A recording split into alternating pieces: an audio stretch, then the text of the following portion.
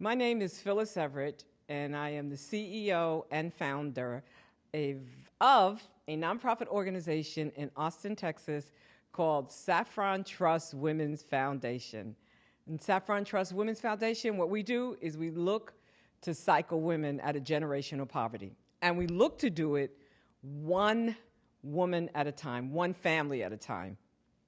And so that's a huge task, I would say, don't you think? But yeah, we do that here in Austin, Texas. But I have amazing friends and an amazing support system of women all over Austin who believe in the vision of Saffron Trust. So even though sometimes it's a struggle to get up in the morning and do it over and over and over again and try to get donations and apply for requests for proposals, there are so many people cheering me on. And there are so many amazing stories with the families here in Austin. I could talk actually all day about them. Just so many amazing women. And I get a chance to honor these women, actually, when I'm doing Breaking Bread. We have a Breaking Bread, which is a quarterly event that we have. And Breaking Bread is really, it's a huge thing in the Black community. Actually, breaking bread means a lot, right? Thanksgiving, when you break bread, and mama and papa and grandma and uncle, and everybody comes together, there's always some kind of healing going on. Even if you don't really want to talk to your cousin or uncle, right? But it's like when Thanksgiving comes and when you're breaking bread around the table, there's that, I guess there's that grace that goes on, right? It's the pardon over punishment, right? I'm going to pardon Uncle Bobby if he drinks too much, right? Because really, without his laughter and joy at the dinner table, we miss something. So breaking bread is like that, and we come together and we break bread, but we don't only break bread, we talk about things that are going on in our community that are isolated to the women in the community, right? We get to hear our voices, and we bring community leaders together. And we have the queen of equity involved in every Breaking Bread, which is Joyce James. And it's like she's golden to us.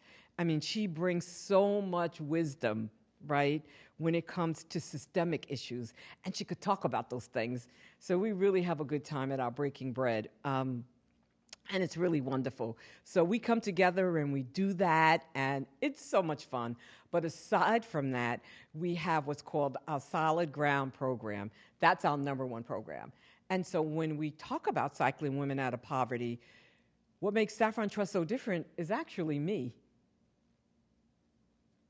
I'm the one who makes Saffron Trust different because I'm the one who cycled out of poverty with the help of a community of women who supported me.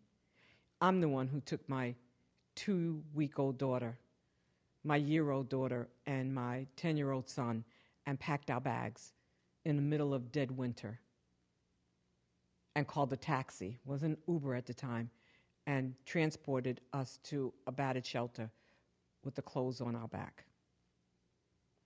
It was a really difficult time. But the sisterhood in the shelter for battered women is what kept me uplifted. And that sisterhood is what I always go back to today. And so when I'm with women in the community of Austin and I'm speaking to them, I'm also in the audience. I'm also one of the women, right? I live that story every day of my life. And so I know how it feels to take your 3 children and be a Black woman and go have to apply for food stamps and tell the story over and over again.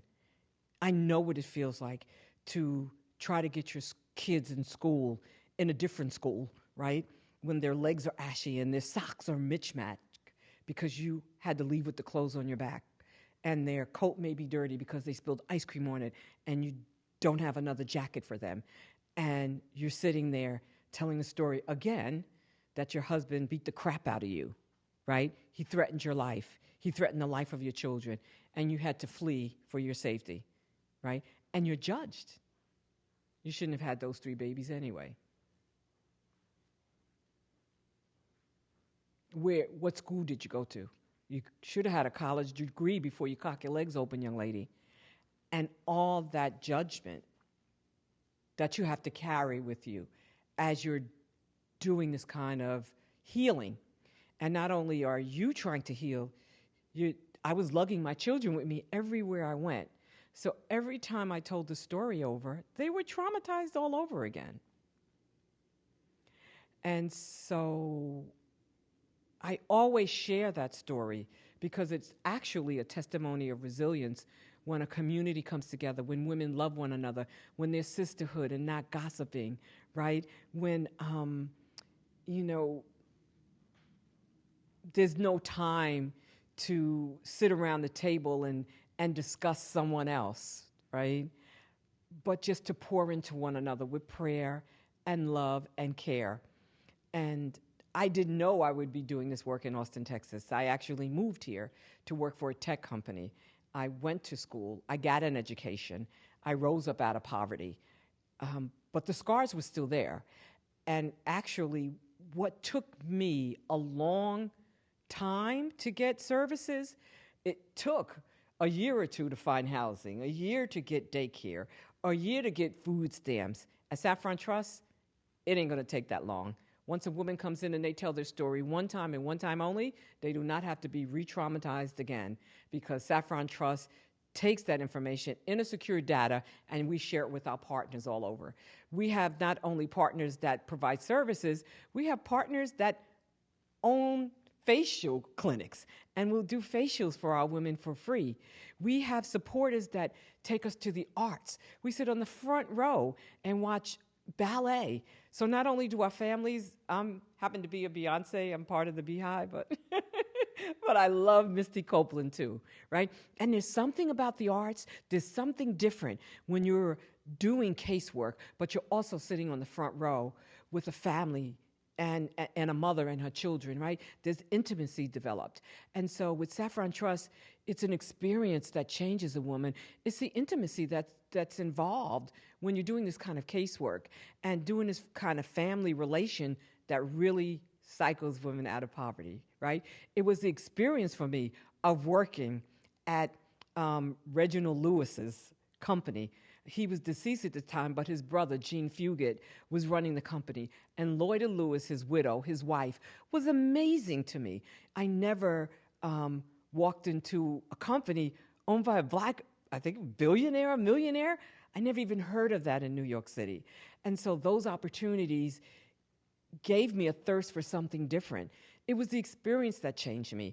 And so now I'm sitting at TLC Beatrice and I'm sitting with Lloyda Lewis and all of her colleagues and going to book signings and being treated, like someone with dignity and someone who's special and a woman who's honored. And that encouraged me to make something more of my life. I went to school, I got my degree, I became educated. And so that's why I can sit into Saffron Trust and be an advocate around tables and talk about what women really need and why they need it. I'm not someone who flew in from Ohio with a PhD because my parents told me to go to school and I never lived in poverty. I lived in poverty for 2-3 decades. I come from poverty. My mother was orphaned when she was 2 years old because her mother died at the Tampa Negro Hospital. Like to say it, it sounds crazy. Like the Tampa Negro Hospital in Florida. She died of childbirth while my mother was 2 years old and my grandmother was giving birth to her last child. And so I understand the pains of a community, and working with Joyce James and all of the people in the community who understand systemic issues and understand undoing racism and are able to have that kind of conversation and actually put words to actually what we live through, right? Because being able to explain it and articulate it makes such a big difference. And so, having Saffron Trust, it's not so much that I'm great, but the gift that God has utilized through my pain and suffering to be a testimony for other families is unique. So, yeah. Next question. Yeah. That's fine. That's fine. Yeah. Yeah. Yeah, I also, I understand what it is to be a single mother and to do things actually that you have to do to survive. I remember when I was living in the shelter for battered women, and my whole life had to change, right? Because I was in fear of my husband, trying to find me. I had to go out and find a job. And so it was in the middle of winter, and I had to pack up my three kids to go with me to a job interview. And, I tell this story over and over again, but I could remember that I packed them peanut butter sandwiches, right? With a tangerine that was very popular, right? In the bodegas, we would always get tangerine. And I put it in a brown paper bag, and I folded the bag up. And this is Austin, but I want you to just go back with me to New York City and maybe to visualize what it looks like to be in Grand Central Station. Thousands of people moving at one time, the hub for the entire subway system, all the cross connections going, the homeless people, you name it, everybody's in Grand Central Station.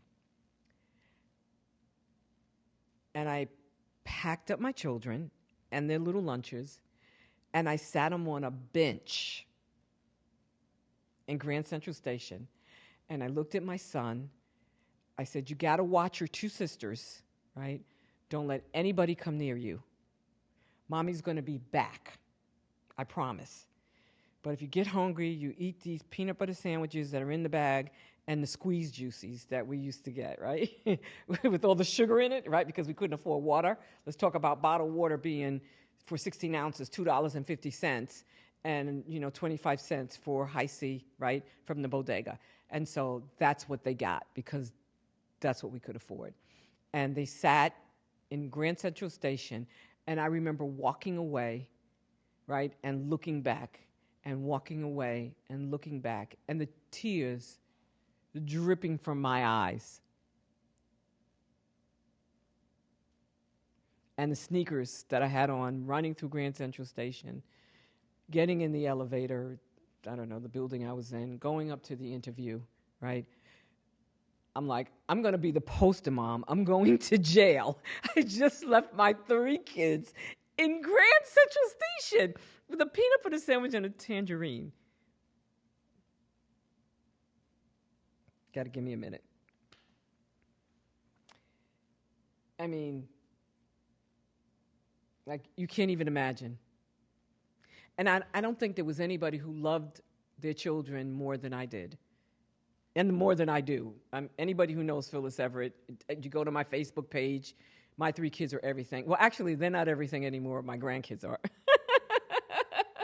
I have 5 grandkids and 1 granddaughter, Jayla, who I'm obsessed with, and teaching her the arts and traveling around the world. But had someone stopped at Grand Central Station that day and saw my 3 kids on that bench with that peanut butter sandwich and tangerine, it would have been over. I wouldn't be here today. But thank you for letting me tell you a little bit about me and Saffron Trust.